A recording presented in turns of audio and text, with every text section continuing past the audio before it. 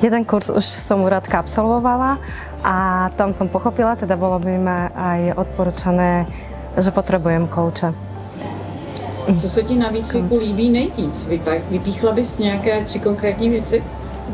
3? Vzájomná podpora na všetkých mentorov, takisto, samozrejme Radka, že môžeme trénovať.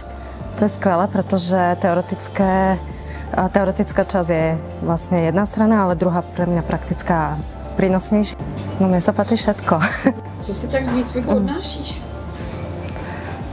Pochopenie seba samej, čiže to seba poznanie určite a tiež pochopenie iných, väčšie. Ja som ho mala určite, ale teraz ešte väčšie.